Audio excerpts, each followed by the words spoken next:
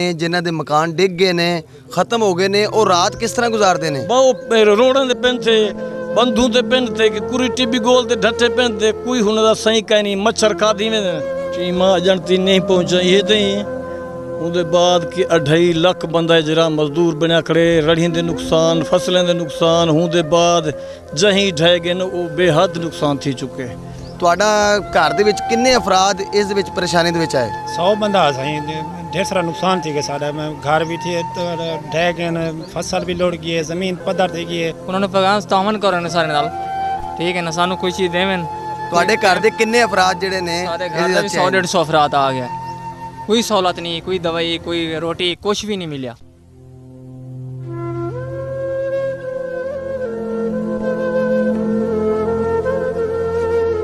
अस्सलामुअलैकुम, मैं हूं आपका मेज़बान कमरुल इस्लाम और आप देख रहे हैं हमारे यूट्यूब चैनल। इस वक्त Hasalpur DJ light sound association की जानब से सैलाब ज़दगान का जो है लोगों ने जो इमदाद की है, हम वहां पर फाजिलपुर के इलाका में हाजीपुरा में पहुंचे हैं। वहां पर लोग इतने परेशान हैं, घरों से बेघर हैं और लोगों के जो घर हैं वो ख़त्म हो चुके हैं, ज़मीनें ख़त्म हो चुकी हैं।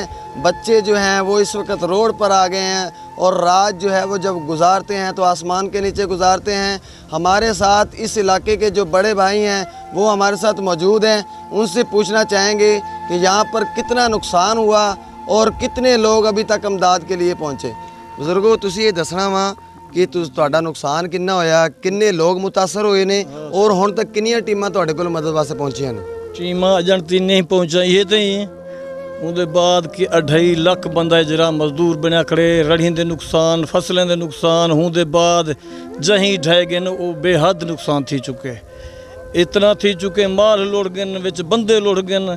सोच को बाहर हिसाब चाहे ना कोई इत्थां के खाने किते आंदे देवन किते, बीमारें किते कोई नहीं सहींदा, कोई ना रस्ता है ना कोई इतना मौजूद है टप अंधे ही टाइम ती यकी मखलूक जो है परेशान थी खड़ी है।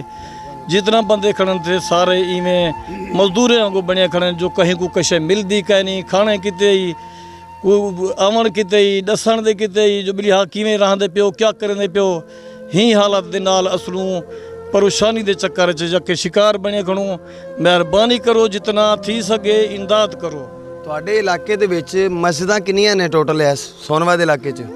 मसीता ढेर सारिया मसीता असलों हुसन 30-35 मसीता जी ज़्यादा हुसन। ਔਰ ਜਿਹੜੀ 30-35 ਮਸਜਿਦਾਂ ਦੱਸ ਰਹੇ ਹੋ ਉਹਨਾਂ ਵਿੱਚੋਂ ਕਿੰਨੀਆਂ ਮਸਜਿਦਾਂ ਸ਼ਹੀਦ ਹੋਈਆਂ ਨੇ ਇਸ ਸਲਾਬ ज़दगान 'ਚ? ਇਹਦੇ ਵਿੱਚ ਸ਼ਹੀਦ ਦੱਸਣ ਵਾਲੇ ਢੇਰ ਹਨ ਪਏ ਹੋਏ ਤੇ ਹੁਣ ਦੇ ਬਾਅਦ 5-7-8-10 ਬੱਚਾ ਹੁਸਨ ਬਾਕੀ शहीद थी चुके हुसन। हूँ को बाद घर जेरे असल बेघर इतना थी चुके हैं, जो कोई चंद घर बच्चे घर अस्कर ढह गिन दे वत्थू लुढ़ गए, घर दे समान लुढ़ गए। बाद चंद घरें दे विचों भरिए पक्का घर कहीं दा बच्चे ना वो ढहण गिरन ते तैयार थी गए। ਜਿਹੜੇ ਲੋग दा इलाका पूरा इवें थी गए जिवें कि यतीम छी थी चुका होवे। इसरों कोई सही नहीं बनता, ना कोई नेड़े आंदे, ना कोई सियासी बंदा आंदे, ना कोई पैसे वाला आंदे होंदे सिर ते, ना झाग सकते ना कोई इलाज किते कोई टपन दे। बीमार मजदूर इतना पिन थे, हर कोई तंग थिया पे, इतना सही कोई नहीं बनता।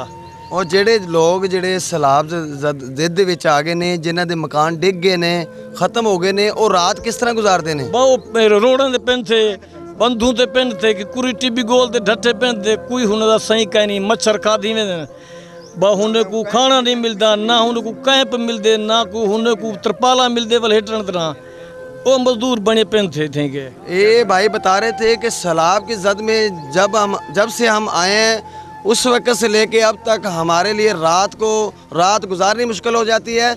और हमारे साथ और भी शहरी मौजूद हैं, इनसे भी पूछना चाहेंगे कि इनका सैलाब में कितना नुकसान हुआ है। ਤੁਹਾਡਾ सैलाब आया उदों तो लैके ਤੁਹਾਡਾ घर ਦੇ ਵਿੱਚ ਕਿੰਨੇ ਅਫਰਾਦ ਇਸ ਦੇ ਵਿੱਚ ਪਰੇਸ਼ਾਨੀ ਦੇ ਵਿੱਚ ਆਏ? 100 बंदा सही ढेर सारा नुकसान थी सारा। घर भी थे तो ढह गए, फसल भी लुढ़ गई है, जमीन पद्धर थी गई है, जमीन बनाने वास्ते पैसे भी कोई नहीं तो साको इमदाद मिली वने। ठीक है, ਤੁਸੀਂ 100 ਅਫਰਾਦ ਦਾ ਦੱਸਿਆ ਵਾ, 100 ਅਫਰਾਦ ਤੁਹਾਡੇ ਇਹਦੇ ਵਿੱਚ ਮੁਤਾਸਰ ਹੋਏ ਨੇ। 100 ਅਫਰਾਦਾਂ ਦੇ ਮਕਾਨ ਕਿੰਨੇ ਸੀਗੇ? 50-80 में ढह गए सी मकान, ढेर सारा नुकसान थी गया सारा। असलो काफ़ी साको इन टाइम इमदाद कोई नहीं मिली, ठीक है ना। साढ़े तो पहले किन्ने लोग तुहाडे कोल पहुंचे ने? कोई नहीं आया, कोई नहीं आया। ही टाइम अजन तनी सारे पासे रास्ता भी कहीं नहीं बनया। ही टाइम कोई टीम नहीं टापी, ना कोई रोटी भी पीछे, ना कोई राशन, ना कोई कैंप, कहीं का नहीं दिता साको। ये जैसे कि भाई बता रहे थे, जब से सैलाब आया हमारे पास इस वक्त हासलपुर साउंड एसोसिएशन के अलावा कोई भी टीम अभी तक नहीं पहुंची और ये यही इल्तिजा कर रहे थे, खुदारा जितना हो सकता है हमारे पास आएँ, हमसे दुख दर्द पूछें, हमारा जो है हमें मुश्किलात से निकालें। और ये भाई बता रहे थे कि 100 अफराद जो है ना हमारे सैलाब की जद में आ गए हैं और 80 के करीब हमारे मकान थे जो हमारे जो है सैलाब में की जद में आ चुके हैं। हमारे साथ और भी शहरी मौजूद हैं। भाईजान तुसी दसो तुहाडा कितना नुकसान होया? बहुत नुकसान होया, बहुत घर तबाह होए ने, बहुत सैलाब होया, नुकसान होए ने सारे। तुसी हुकूमत नू या आवाम नू जेडे अमीर लोग ने उन्होंने की पैगाम देओगे? उन्होंने पैगाम तामन करने सारे नाल, ठीक है ना, सानू कोई चीज़ देवें। ਤੁਹਾਡੇ ਘਰ ਦੇ ਕਿੰਨੇ ਅਫਰਾਦ ਜਿਹੜੇ ਨੇ सारे घर में 100-150 अफराद आ गया। 100-150 ਅਫਰਾਦ ਚ ਕਿੰਨੇ ਖਾਨਦਾਨ ਕਿੰਨੇ ਤੁਹਾਡੇ ਨੇ? 10-20 खानदान ने, ठीक है ना। बच गए ने, कोई लौट गए ने, कोई घर डिग गए ने, कोई बच्चे पे ने, ठीक है ना। कोई सहूलत नहीं, कोई दवाई, कोई रोटी, कुछ भी नहीं मिला। जैसा कि ये भाई बता रहे हैं कि हमारे जो हैं 100-150 के करीब मकानात थे जो सैलाब की जद में आ गए, हमारे पास कोई नहीं पहुंचा। और ये बुज़ुर्ग भी मौजूद हैं, ये भी सैलाब की जद में आए और इतने परेशान हैं और मुखैर हज़रात से यही कह रहे हैं खुदारा जितना हो सके हमारे पास पहुँचें। और ये फर्स्ट टीम जो हासलपुर की टीम है वो यहाँ पर पहुँची और हमारी मदद